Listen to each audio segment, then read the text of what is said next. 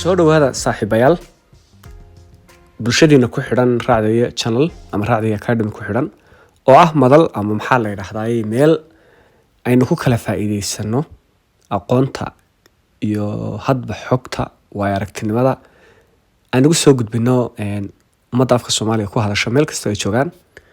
Haddaba maanta waxaan idin wadaa wax la yiraahdo easy scholarship ama waxaan u bixiyay deeqaha fudud afka Soomaaliga la yiraahdo.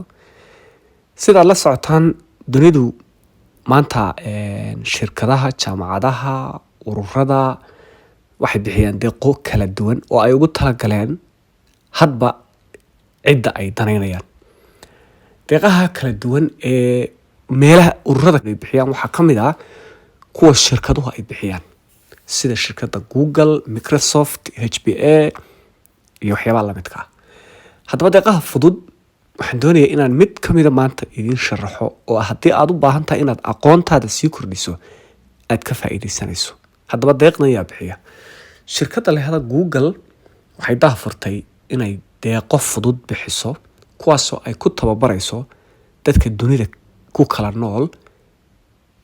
Deeqahaasoo badidoodu ay maxaa la yiraahdaa ka hadlayaan waxyaabo kala duwan oo fara badan. qaar waxay ka hadlayaan waxyaabaha loo yaqaan maamulka sida project management-ka, qaar waxay ka hadlayaan IT-ga, qaar waxay ka hadlayaan maxaa la yiraahdaa waxyaabo kala duwan oo la xiriira inta badan waxyaabaha social-ka la xiriira.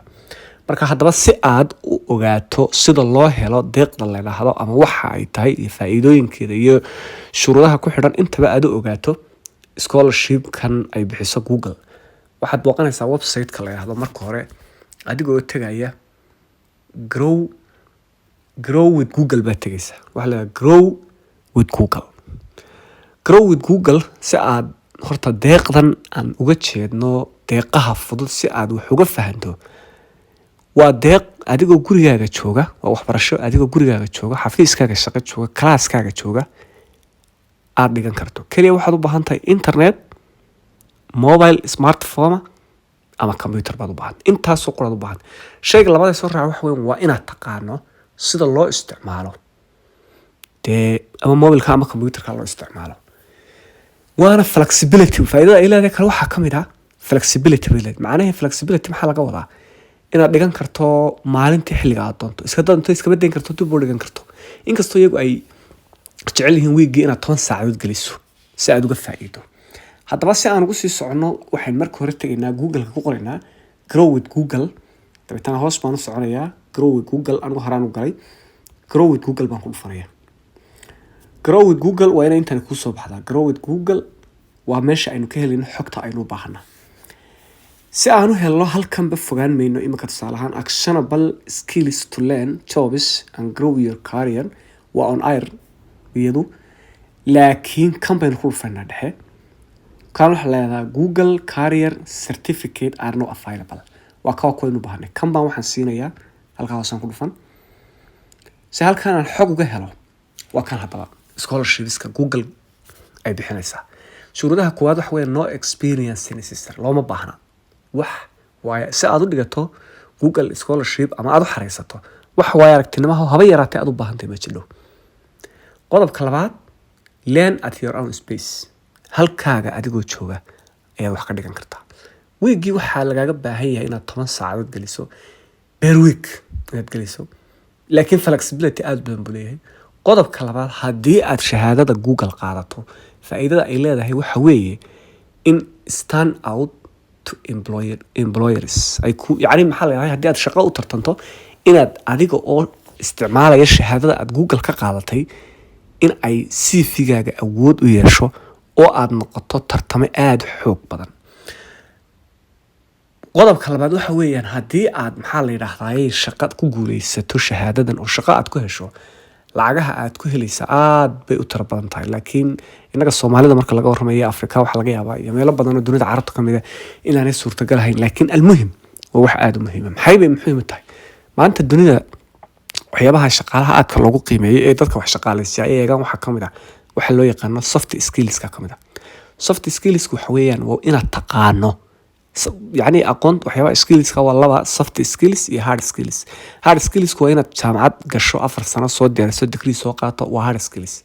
laakiin soft skillsku in communication wanaagsan aad leedahay, qof xiriirka ku wanaagsan, qof xalinta khilaafaadka ku wanaagsan, qof interpersonal skills loo furfuran oo dabeecad wanaagsan oo akhlaaq shaqo leh oo akhlaaq dhaqan wanaag leh oo la socon karo oo lala rafiiqi karo oo dadkaas waa soft skills aad u fiican weeyaan. in maxaa la yiraahdaa adigoo xafiiskaaga fadhiya oo shaqadaadu ay tahay tusaale ahaan oo kale maxaa la yiraahdaa qof caafimaad ku dhex jira, inaad nidaamsan karto shaqadaadii oo computerkaaga wax ka xumaada aad waxyaabo yar oo fudud easy aad troubleshooting samaysan karto oo report awood u leedahay inaad diyaariso oo maxaa la yiraahdaa qof ajnabi iyo luqad kale kula hadasho. waa soft skills yar muhiim. marka soft skillsku maadaama dadka ay hard skills ka siman yihiin, experience ay ka siman yihiin, waxyaabaha loo eego today waxaa kamid ah waxa loo yaqaano soft skillska. haddaba soft skillskaaga si aad u kordhiso shahaadooyin aad uga hesho institution caalami ah adigoo oo jooga dhulkaaga jooga gurigaaga jooga, waa muhiim inaad la socoto markaa scholarship-yada dunida update-ka ay waqtigan la joogo suurtagalka ah ee online-ka ku wada baxa. kuwaana waxaa kamid ah kuwan loo yaqaano Grow with Google. marka Grow with Google waa very important inaad dhigata, waana free. haddaba xagee lagu dhigaa oo maxay bixiyaan? waxaa soo dhan waa su'aalaha muhiimka ah. waxyaabaha ay dhigaan waxaa kamid ah IT support. dadkii ka baxay mar maxaa la yiraahdaa Google ay dib u wareysatay, majority-goodu waxay sheegeen qaar inay promotion ku heleen oo dalaceen, qaar waxay sheegeen inay shaqo ku heleen markii hore bila camal ahaayeen. marka waa course maxaa la yiraahdaa specialization loo ilaa 6 bilood soconaya oo aad kii kasta markaad dhamayso certificate helayso. very important ah waxa weeyaan data analytics oo aad u anfacaya shirkadaha kala duwan ee waaweyn ee waddanka ka shaqeeya oo ka hadlaya maxaa la yiraahdaa in tusaale ahaan shirkadii maadaama customers ay leedahay ay intay customerskeedii dib ugu noqoto feedback ka soo ururiso, xogtii la analyze gareeyo, inaad xirfadda develop gareyso oo barato waa chance aad u bannaan oo muhiim ah. waxyaabaha kale cajiibka waxaa kamid ah project management. anigu project management kaasaan wadaa oo aan marinaya maxaa la yiraahdaa course-ka afraad aan marinaya anigoo field-kan socialka iyo management iyo waxa aad uga durugsan. haddana project management ka markaan bilaabay oo ka hadlaya kiisa koobaad uu yahay foundation of project management, kiisa labaad uu ka hadlaya project initiation, kiisa saddexaad uu yahay project planning, kiisa afraad uu yahay project execution, kiisa shanaad maxaa inuu yahay agile management nooca loo yaqaano. run ahaantii marka laga hadlayo maamulka iyo habeynta waa wax aad aynu ugu baahnay haddii aynu nahay Soomaalida oo shirkadaheena institutionadeena waxbarasho ganacsi dowladeed aad inoo anfacaya. marka anu runtii waa aan uga faa'iiday oo aan hadda ku joogo doonaya inaan dhamaystiro. kuwa kale ay bixinayaan waxaa kamid ah kuwan loo yaqaano UX design-ka loo yaqaano. marka waa runtii waa muhiim. Android deployment dadka maxaa leedahay teknolojiyada ku dhex jira ama teknolojiyada ku dhex jira waa very important inay course ka martaan. practicalki uu leeyahay wuxuu leeyahay haddii basic-gaaga u dhisan yahay waad fahmaysaa. haddaba si aad u codsato Grow Google waa inaad intaa aynu soo sheegnay waa inaad internet haysataa, mobile smartphone ama computer. qodobka labaad waa inaad English garanayso. casharadu waxay ku baxayaan English, laakiin taa macnaheedu waxa English bay ku baxayaan inkastoo ay jiraan luqado kale oo haddana lagu translate gareeyo. waad baaraysaa adigu aad ma sii baarin, laakiin waa very important. English yar oo aad u khafiif ay ku hadlayaan wanaagsan, note-kii bay leeyihiin, exercise-yadii bay kuu darayaan, laylisadii bay kuu darayaan. marka waxaasoo dhan ka soo baxdo shahaadaad ka soo qaadanaysa. waana soft skills very important ah weeyaan. dadkani waa dadka maxaa la yiraahdaa halkan ku yaala dadka aadka uga faa'iido weeyaan kadib markii ay dhigteen ka faa'iiday. kanoo kale wuxuu leeyahay it is a will that I can climb that I am doing what I love but also I have more time to spend it with the people I love. marka runtii waxyaabaha ay ka yiraahdeen dadkan weeyaan a year ago I was not sure where my life was going. I thought everything was falling apart. I felt hopeful about the future now. marka waa dadkii dhigtay weeyaan. sidee haddaba loo codsadaa?